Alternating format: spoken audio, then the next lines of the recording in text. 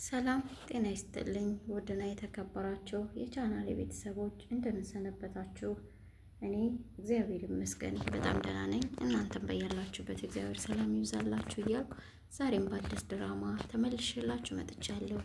ውድ ቤተሰቦቼ ሰብስክራይብ፣ ላይክ፣ ሸር የምታደርጉኝ ምስጋና ባላችሁበት ድረሳችሁ እያልኩኝ እንዲሁም ላይክ፣ ሸር፣ ሰብስክራይብ በማድረግ ደግሞ ቤተሰብ የሆናችሁ ቤተሰብ እንድትሆኑ በፍቅር ጠይቃችኋለሁ።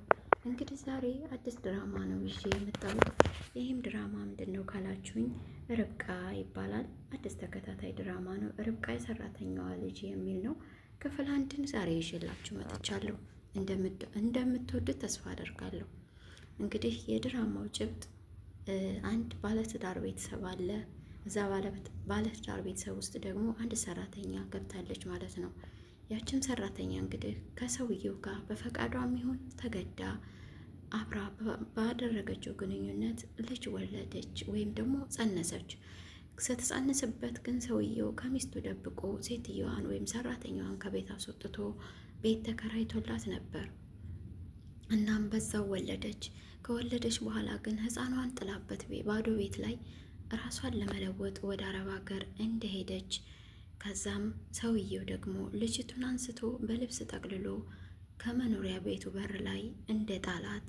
ሚስቱም በድንገት በር ከፍታ ስትወጣ እሱ ተደብቆ ከሩቅ እያየ ነበርና በድንጋጤ አንስታ ልጅቱን እንደ ልጇ አይታ አቅፋ አዝናም ወደ ቤት እንዳስገባቻትና በኑሯቸውም መካከል በፍቅር ያችን ልጅ ወድቃ የተገኘች በማለት ሲያሳድጓት እንደኖሩ እናትም እንደ እናት የሚገባትን ፍቅር እየሰጠች እንዳሳደገቻት አባቷን በተመሳሳይ ምንም እንኳ አባቱ ልጁ እንደሆነች ውስጡ ቢያውቅም እናት ግን ልጁ እንዳልሆነች ነበር የምታስበው። ምክንያቱም ከእሷ ተደብቆ ነው ሁሉ ያደረገው።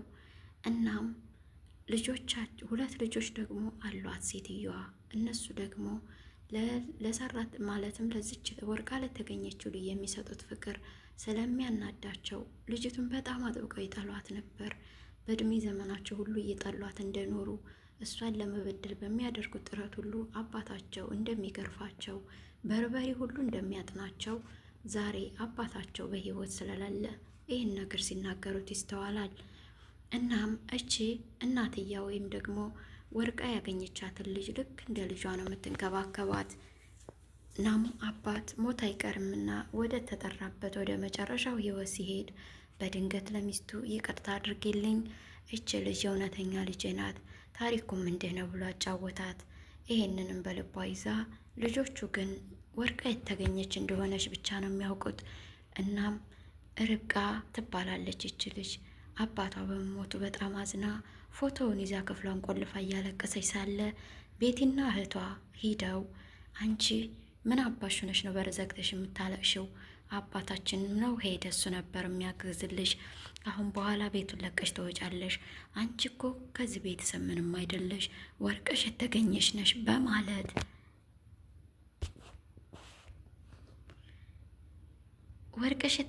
ነሽ በማለት እንግዲህ ርብቃን አሳቀቋት፣ ሰደቧት፣ አንቋጠጧት። ደነገጠች። አይታው ሰምታው የማታውቀውን መረጃ አምጥተው ሲጭኑባት በጣም ደነገጠች። እናቷም ሲጫጫሁ ሰምታ ስትመጣ እማዬ የሚያወሩት ነገር አልገባኝም፣ እባክሽ አስረጅኝ። የሚያወሩት ነገር እውነት ነው ወይ? እውነት ወድቄ ነው ወይ የተገኘሁት? እናቴስ ማናት? አባቴስ ማን ነው? እያለች ስትጠይቅ ልጆቹን አንዲቱን በጥፊ ብላ እናቷ ከክፍል አስወጣቻቸው። እነሱም ኮሽና ገብተው እንዲህ ይችን ዘረቢስማ ከቤት ካላስወጣን መቼ ሰላም እናገኛል? አባታችን ነበር እስካሁን፣ እሱ ደግሞ ሄዷል። አሁን እናታችን ደግሞ ለእሷ እያገዘች ነው። ስለዚህ ከቤት ማስወጣት አለብን ተባብረን እየተባባሉ ሲማከሩ እንዴት እስጇን ለሷ ብላ እኔ ላይ ታነሳለች? እማዬ እንዴት አነሳችብሽ አንቺ ላይ እያሉ እና እህትና እህት እናታቸውንም ርብቃንም እያሙ ቆመው ባሉበት ሰዓት ርብቃ ደግሞ እናቷን አጥብቃ ጠየቀች። አንቺ ከነገርሽኝ ያንቺን እውነቱን ለወቀው እናትነትሽን የሚቀይር ምንም ታሪክ አይፈጠርም። ግን እማዬ እባክሽ እውነቱን ለወቀው፣ አንዴ ሰምቻለሁ ለወቀው ብላ ስትለምናት ነገረቻት ያለውን ነገር። ግን ከአባታቸው የእውነተኛ ልጅ እንደሆነች አልነገረቻትም።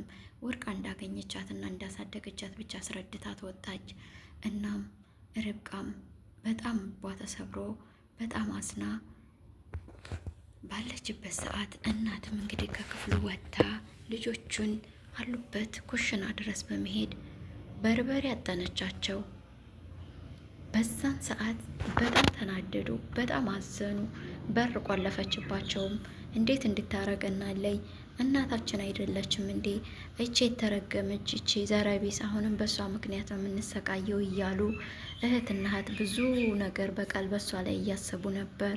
እናም እንግዲህ በሩ ሲከፈትላቸው ወጥተው ሳሎን እንደ ተቀመጡ ርብቃ መጣችና እግራቸው ስር ወድቃ ስለ ሁሉም ነገር በጣም ይቅርታ፣ እኔ በእርግጥ ከእህትነታችሁን ስለምወደውና ስለማከብረው ምንም ያጎደልኩት ነገር የለኝም። እናንተን ለመበደል ለመጉዳት ያደረግኩት ምንም ጥፋት የለም። ግን ደግሞ ካስከፋኋችሁ በጣም ይቅርታ ብላ እግራቸው ስር ወድቃ እየለመነች፣ እነሱ ደግሞ በአንቺ የተነሳ እናታችን በርበሬ ያጠነችን፣ እኛ ደግሞ ከሱ ጥቅም አንቺ ላይ የምናደርገው ይሄን እንዳትረሺ እያሉ እያስፈራሯ ሳለ እናት በድንገት መጣይ። ልጄ ተነሺ፣ ተበዳይ አንቺ ሆነች ሳለ ይቅርታማ ተጠይቂያቸው ተያቸው ብላ ነግራቸው ወታ ሄደይ። ርብቃም ቁጭ ብላ ሳለች እንግዲህ እነሱ በበቀል ተነሳስተው ብዙ ነገር መናገር ጀመሩ። ከዛም እናት መለስ ብላ አንድ እውነት ልንገራችሁ፣ ብታምኑም ባታምኑም እችን የምትበድሏት ሴራ የምታሴሩባት እህታችሁ ነች፣ የእውነተኛ እህታችሁ ነች። እንዴት ብለው ሲደናገጡ አባታችሁ ሊሞት እያጣጣረ ባለበት ሰዓት ነው እኔንም በይቅርታ ያለውን ሚስጥር የነገረኝ ብላ ከሰራተኛቸው እንደወለዳትና እሷም ጥላባቸው እንደሄደች በሩ ላይ አስቀምጦ እኔን እስከማወጣ ሲጠባበቅ እንደነበረም በይቅርታ የነገረኝ አሁን ነው። ስለዚህ የገዛ ስጋችሁን ነው እንዲምትበድሉት አለቻቸው። እነሱ ግን በበቀልና በክፋት ታውረው ነበርና እንዴት እናምንሻል? እሷን እንድንወዳት ቢሆንስ ይሄን አዲስ ዘዴ የፈጠርሽው እኛ በምን እናምናለን? ወይስ አባታችን አውቆስ ቢሆን እያሉ ጥርጣሬያቸውን በማጉላት ላይ ነበሩ። እናትም ዘመኑ እኮ የቴክኖሎጂ ነው፣ በምርመራ ማወቅ ትችላላችሁ ብላ እንቅጭን ነገረቻቸው። እነሱ በጣም ተናደዱ። ያም ሆነ ይህ ግን እኛ እህታችንን ብኮን እሷ ለኛ ያደረገችብን ወይም ደግሞ ያለንን ጥላቻ አይቀንሰውም በማለት እንግዲህ ክፋታቸውን ጨመሩበት። እናትም በጣም አዝና ትታቸው ሄደች። በዛ መካከል ነበር ርብቃን ይቅርታ እንኳ ጠይቃቸው ይቅር ሊሏት አልፈለጉም። እንደውም አንቺ ዲቃላ ዘረቢስ መንገድ ላይ ተጥለሽ ነው የተገኘሹ እያሉ ሲያንጓጥጧት በድንገት ቦግ አለባትና አንዲቱን እህቷን በጥፊ ስትል ይችኛዋ ተነስታ ጣገባ በነበረው ባዶ የኮካ ጠርሙስ ርብቃን አናቷን ብላ ጣለቻት መሬት ላይ። ተደነጋገጡ። ሲጫጫሁ እናት ደንግጣ ምንድነው ብላ ስትመጣ ርብቃ ወድቃለች። ወይኔ ልጄ፣ ልጄን እንዳረጋቻት ወይኔ ልጄ ብላ ልጇን ስታነሳ ሰው ጥሩልኝ እያለቻቸው፣ እነሱ ግን ተደነጋግጠው ክፍላቸው ሩጠው ገቡና በር ቆለፉ። እናትም እንግዲህ ልጇን አንስታ ውሃ ምናምን አርጋ አስታማ አድናታለች። ከዛ በኋላ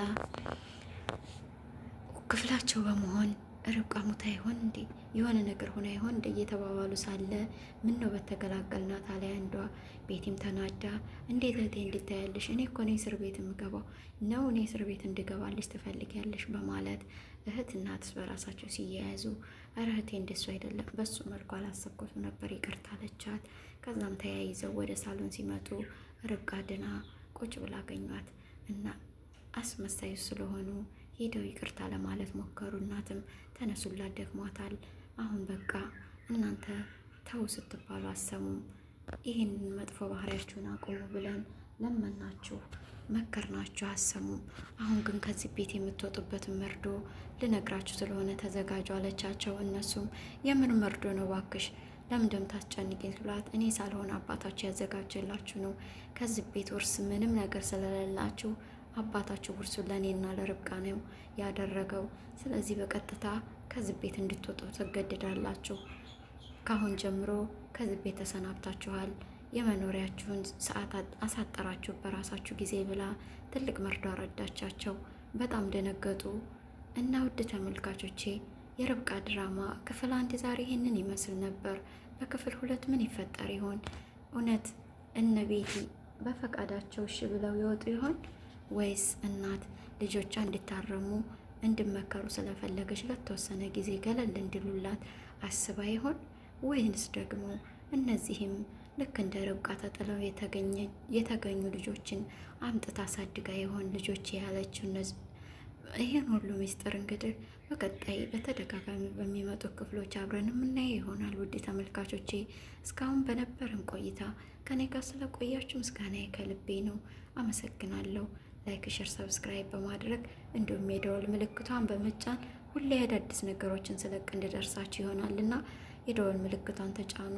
ሸር፣ ላይክ፣ ሰብስክራይብ ማድረጋችሁ አይረሳ። አመሰግናለሁ።